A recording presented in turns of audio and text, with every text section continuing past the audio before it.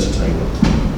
And fundamentally, that's the big question here. A lot of people are talking about commercialization of VR, the public space application of VR. Sorry for this badly drawn Venn diagram, and I can get you copies of this presentation at the end of the conference if you take my business details. I'll make sure you get a hard copy. Fundamentally, we break down public space utilization of VR into the main constituents that you hopefully will be familiar with. The big green block for you at the back represents the arcade and the themed amusement sector, the pay-per-play as we like to call it.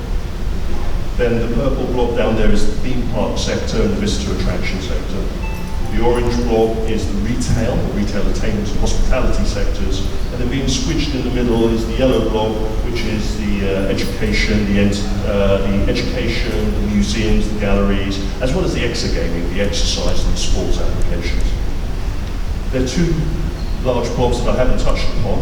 One of them is the consumer games industry. Well, we all know what the consumer games industry is trying to do in with their applications of immersive entertainment. They're a very large industry, we don't really need to touch upon them. And then we have our friends in the digital gaming industry. Now, if you'd heard this presentation last year and you'd still been awake at this point, you would have heard me say we don't touch the gaming and casino industry because they don't really have that much interest in the theme park, the amusement and the entertainment application. That's changed. I've had a number of meetings at the end of last year, at the beginning of this year, where the casino industry and the gaming industry are very much interested about coming into the out-of-home entertainment sector. So the next time you see this presentation, hopefully we will have had to have found a colour that we can colour that one in, and I think red would be a very good choice for that one. Just so you know how complicated it is, that is our Venn diagram of what various operational sectors of the immersive entertainment sector looks like. That is 25 various Venn diagrams that all intersect with each other. From the hotel business that has links to the leisure facility, from the betting, the bowling alley and the laser tag facility that has links to the family entertainment center or the amusement venue. All of these Venn diagram spheres all have influence and impact on business. And at the end of the day, if you're developing content, or if you're developing hardware, or you're just investing, whatever you do will have some part to play if you're working in the out-of-home entertainment sector with that Venn diagram. And I can go into much more detail away from this particular presentation into the particular areas that we're touching upon. But when you listen to the companies that I'm talking about in the out-of-home entertainment market, you'll understand how they're applying themselves to fit in with that metrics, the monification, the actual business properties that out-of-home entertainment brings to the table. How did we get here? History, always important, never forget it. I had a lovely conversation with an executive of a virtual reality company. We were talking about what happened in the past of virtual reality, and he goes, that was the past, it's not important.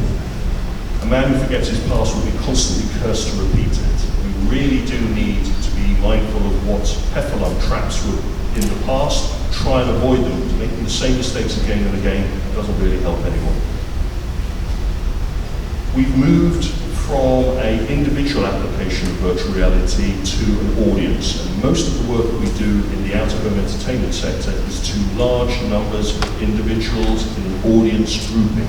We can't treat these as individuals, we have to look at them as a gathered audience membership. And if your development and your product is not able to support a large number of people coming to your setup, your system, and being able to play it simply and enjoyably, then you're missing the point. How we got here, the visionaries behind the application of the technology. Most of those faces hopefully are familiar. We all know Palmer, hopefully some of us know John Walton, who was one of the first in the 90s that developed arcade machines using virtual reality. Coming back towards me, we have Jara Lanier, who's the guy that actually coined the phrase virtual reality that we're using so much of. And then, of course, Ida Sutherland is an individual that is instrumental in the application of delivery systems and some of the metrics that apply themselves towards VR. But I don't know how many people would recognize Morton Eiling. He's the guy that came up with the sensor arm machine in the 60s, and he is also credited of having the first patent for a head-mounted display. So again, understanding your history and understanding some of the paths that we're have been trodden previously is important to bear in mind. If you get the time, look up some of the writings that Morton did back in the 60s and just be surprised at how prescient what he was saying then is relevant to what's happening now. I touched upon the virtual reality machine systems that we are developing on back in the 90s, the early arcade machines. We're lucky enough to have a presentation today from one of those that was involved in the deployment of the early arcade machines. Andrew, you're here, Andrew? Thank you. His presentation, you're on at 9:45 and then again tomorrow, correct? I'm on a panel today and I give a talk tomorrow. Nail him down to asking some questions about exactly what were the problems that you had in the early arcade machines, and I think you'll be surprised with some of the answers you get. But all things come to an end, and sadly, back in the 90s, the hype and the observations and the possibilities of virtual reality didn't really materialize themselves, and the sector died a horrible, painful death in 1996. People lost interest, the money went away, that was the end. But as all things, you can't keep good technology down, and so we bounced back. Now in 2011, we saw the first applications of HMDs, and those were strung to, the hardware was presented to us in a particular way. It wasn't that it was a big box and clunky computer system. This was a system that would be simple and easy for everybody to have in their home. And reality is really the cell phone in our pockets. We've gone from the brick that used to be the system that kept us all very unhappy back in the 80s and 90s as our mobile communication. We have jumped into the age of the smartphone, and the smartphone has brought three things to us. High computing power, a fantastic flat screen display that's able, in some cases, to generate 4K visualization representation, and we have tracking and presentation technology. This is very important. All of these aspects have gone into leading the charge towards head-mounted display technology now.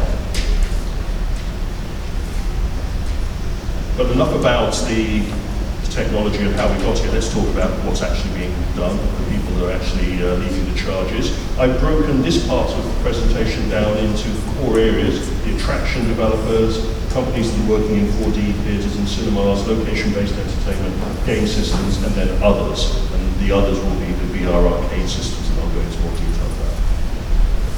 When we talk about VR attractions, there's two flavors. There is the application of head-mounted displays onto an existing attraction.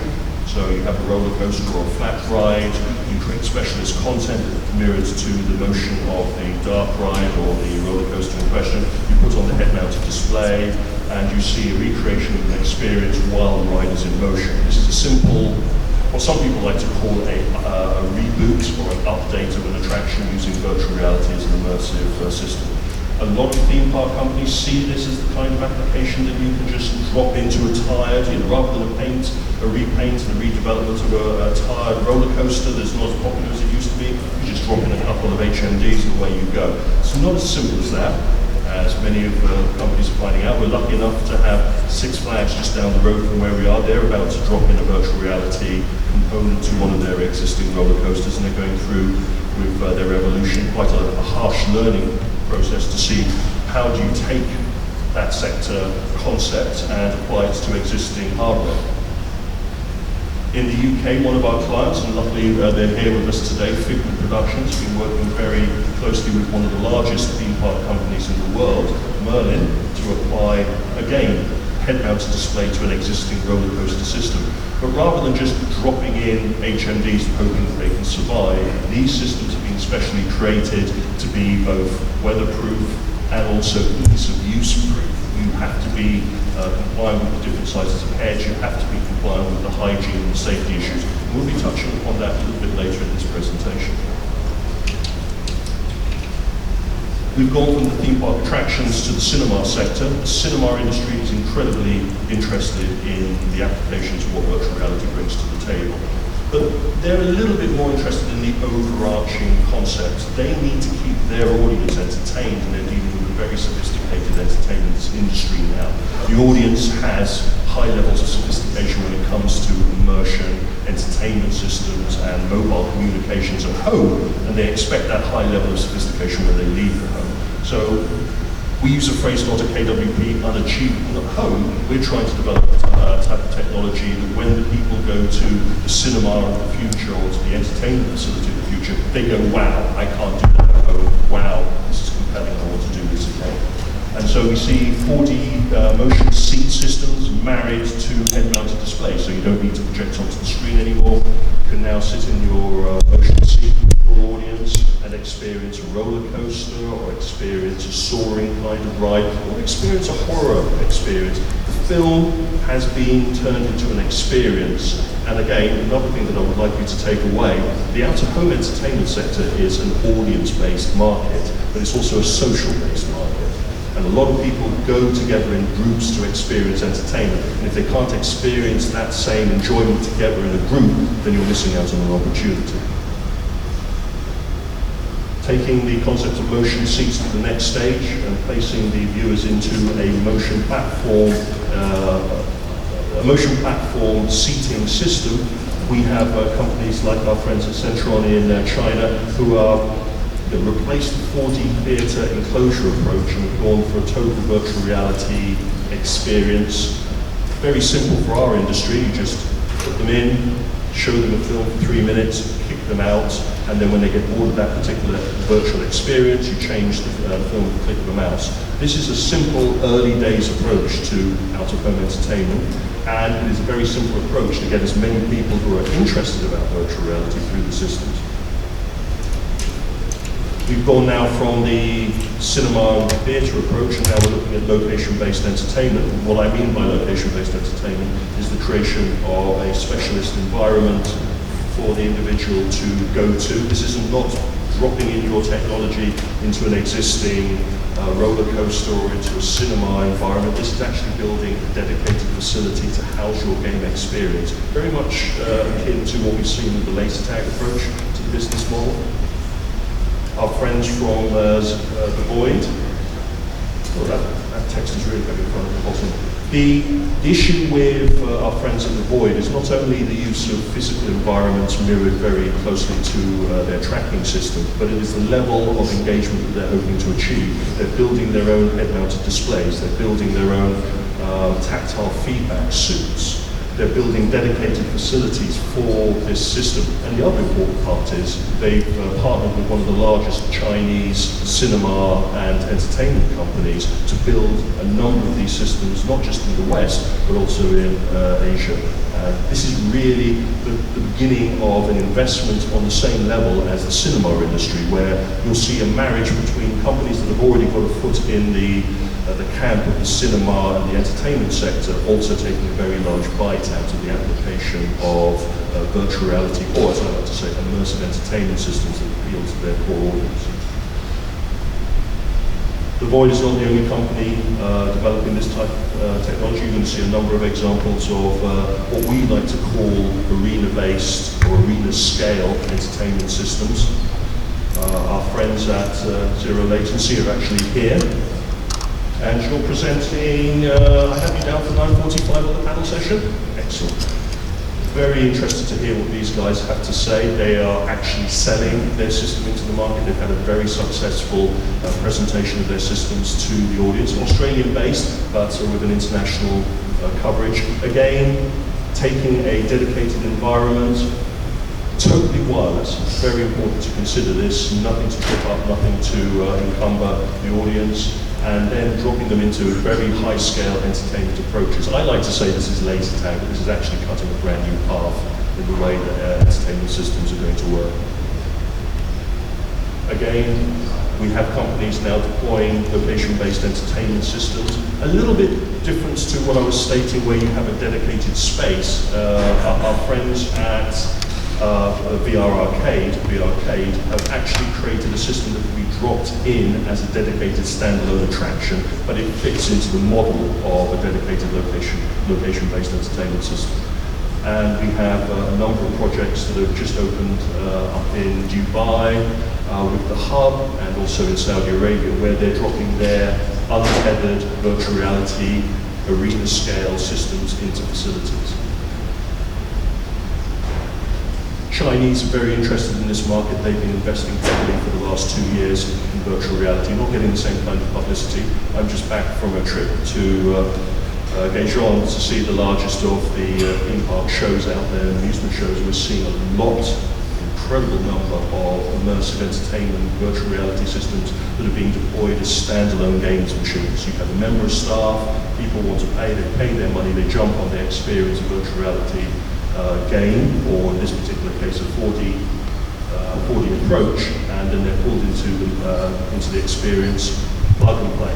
They play, 3 minutes later they're kicked off, the next person goes.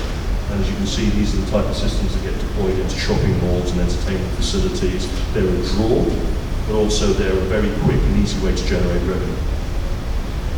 Our friends in Brazil have taken that type of concept and created the Relix, which is a very simplistic pod with a vibration system. You put on the head-mounted display, get in the pod, and it simulates roller coasters. Any type of roller coaster. It's literally a jukebox for roller coasters. You want a 360 experience of riding a particular popular roller coaster, put the helmet on, put the headphones on, off you go.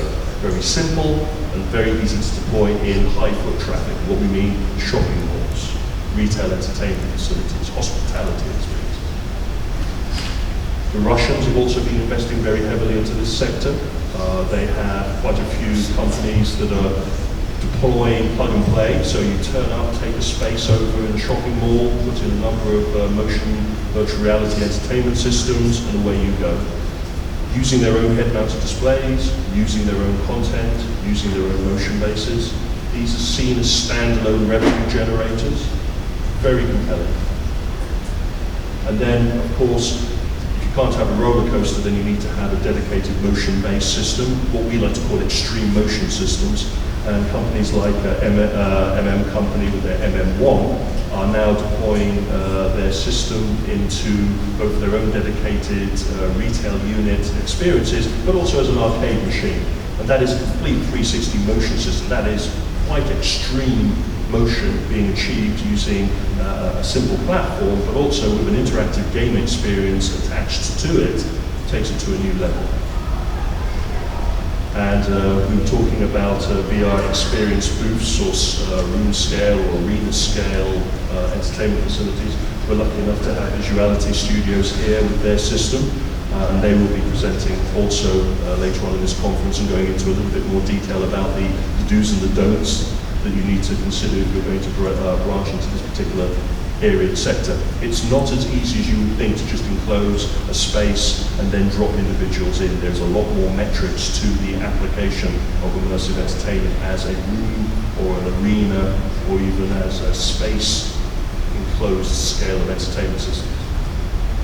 So I've gone over the highline sections of this sector, the big tickets. Now we sort of home in the lens to look a little bit more at the VR arcade sector, and I've tried to break it down into the core areas, the cyber cafes and the internet cafe kind of approach, where literally you're taking the consumer system and trying to make it suitable for application in those environments. The game centers, the arcades, the LAN centers, the retail, pop-up malls, the VR experience booths, again, pop-up experiences deployed into other people's facilities. The mobile VR attractions, the carnies, the fun fairs, and then the private hire and the promotional, the marketing systems.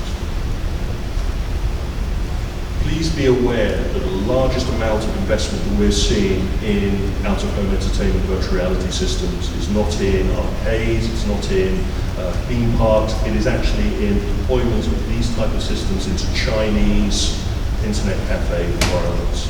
The facilities are pulling out machines from the back of their facilities, they're creating specialist booths and pods for people to try and experience virtual reality, and they're seeing a major uptake. When we were out in China, we saw a number of the larger corporations investing in this. And even HTC has jumped in bed with Shenwang, who are one of the largest operators of internet cafe systems. Very important market, but again, how do you monetize that from a consumer content point of view? The last thing you want is your games just to turn up into those facilities. You need to have some kind of revenue generation. We'll touch upon that in a minute. Again, the game center approach, we're lucky enough that Dave & Buster's has installed a number of the VR arcade systems in their facilities that have a very strong background over the last 2 years of understanding the do's and don'ts of applying this type of technology into their facilities. You already have an existing entertainment site. You now drop in virtual reality systems. The last thing you want is one to detract from the other. You have to create the love between the two environments, and you have to create the repeat visitation. That is essential. Our friends in the arcade industry are not slow to jump onto this sector. Bandai Namco have invested millions into a pop-up retail virtual reality system called VR Zone. They opened the first one in China. This is a test of their hardware. So they have developed a number of virtual reality entertainment systems, standalone systems, and they're evaluating the audience's reactions to these systems, how they're being deployed, what works, what doesn't work, what are the issues. They've created this VR Zone facility that's only going to be open until the middle of July, then it closes down, and then Bandai will announce its official presence into the virtual reality out-of-home entertainment sector, and be prepared for some big surprises. The Carney and the Fun Fair, as we call it in the UK, the travelling fair carnival approach is very big, both in Asia, both in Europe, and now becoming an issue in America, where people want to be able to experience virtual reality, but it has to be packaged in such a way that it fits alongside the whirling surf, alongside the Ferris wheel, and you're seeing companies now developing systems that try and supply that kind of approach. You don't hear a lot about it. Private hire is quite a considerable part of the out-of-home entertainment sector, from birthday party hires to corporate entertaining to specialist facility and launches. Again, virtual reality will have to find a home within this approach.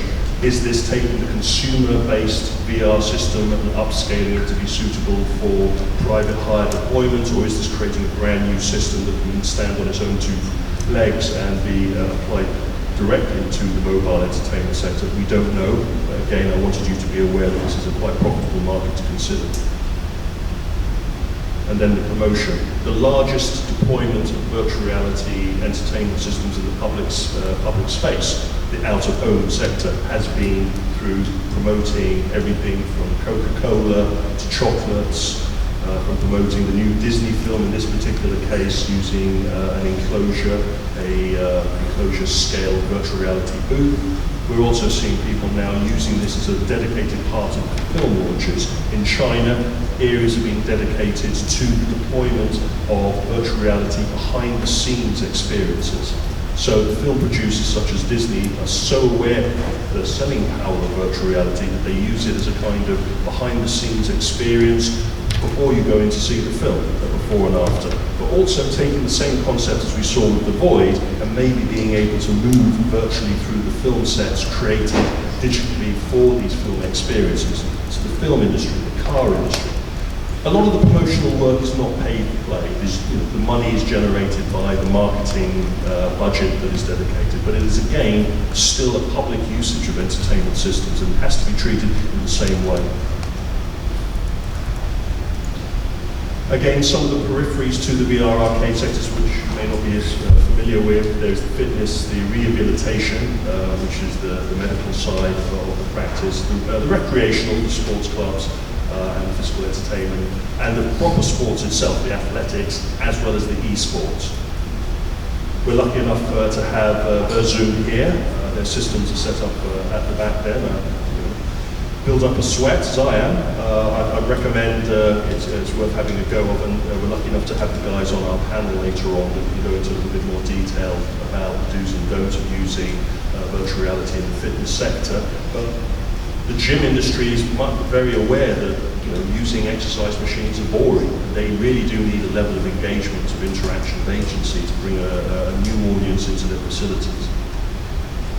We're also seeing augmented reality and virtual reality colliding with these type of systems. Pando is a platform that was launched a couple of days ago in Japan, and it allows you to dedicate a certain space to a virtual reality dodgeball approach, but in this particular case it's using specialist head-mounted displays with a special enclosure, so it's not a consumer system, it has to be sold as a system that will be deployed into gyms and fitness facilities. And at the tail end of what I was touching on in the VR side, we have the science sector, the museums and the galleries, the planetariums and the domes, the heritage visitor. The museum sector is an important part. Again, there are issues with the monetization, the financial model that you can use in these areas, but again, they're interested in this technology. And then there's the education in schools. We've had a number of projects in the UK. The Natural History Museum actually ran a David Attenborough kind of approach using virtual reality. So again, a virtual reality gallery, but offering you a 360 immersive experience. And then of course you have the Howard Gallery and their toilet virtual reality exhibit that they created. Flush with success, I'm sure they were. It's an interesting approach for this type of technology to be used in the gallery market, but again, it is the zeitgeist, it is a compelling technology and people want to use it in some unusual settings. I've talked about the hardware, we need now to talk about the content.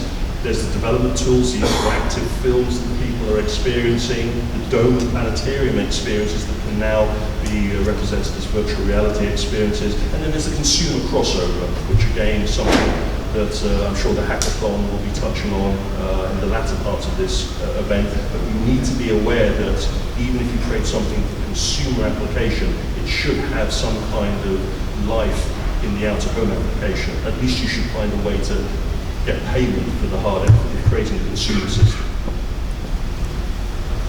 We're lucky enough to have Super V8, so 7.8 here, the company that develops 4D theatre experiences, but also creates dark ride and theme park attractions, and they'll be able to go into a little bit of detail of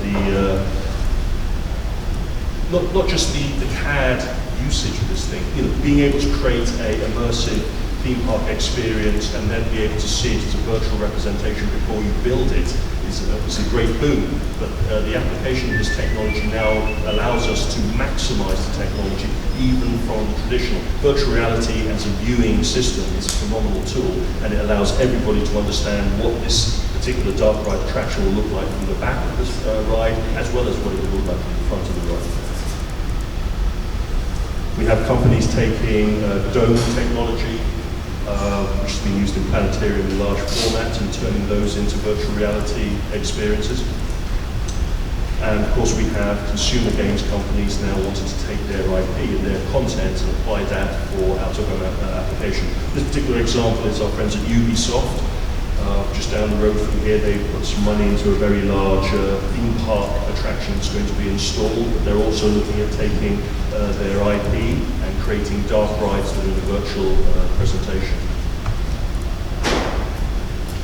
So, in the tail end of this presentation, I'm going to touch on some of the do's and the don'ts. There are a lot of elephants in the room regarding what this technology can and can't actually do. We need to be very aware of sim signals.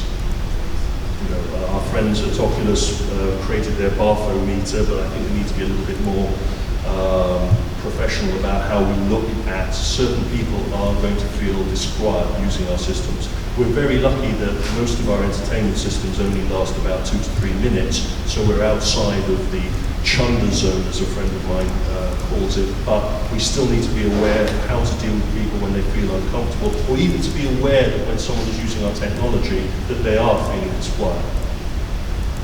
The other elephants in the room, of course, are commercial usage, and we're going to have a lot of discussions in the coming days about what you can and can't do with purchased off-the-shelf head-mounted displays. I had a number of clients at least a year ago that were using consumer-based development kits, and they were literally thinking that they were going to be using those development kits in their final design of the facility, only to get that nasty email saying cease and desist. you're using someone's consumer technology. No matter if you brought it, you need to have the correct T's and C's to be able to use that in a commercial environment. Warranties and liabilities, essential. But do you get them to sign a waiver? Remember, in America, as well as in Europe, you can't sign away your liability for injury. So a waiver is more of a use to you than it is to the operator, to the individual using the experience. Again,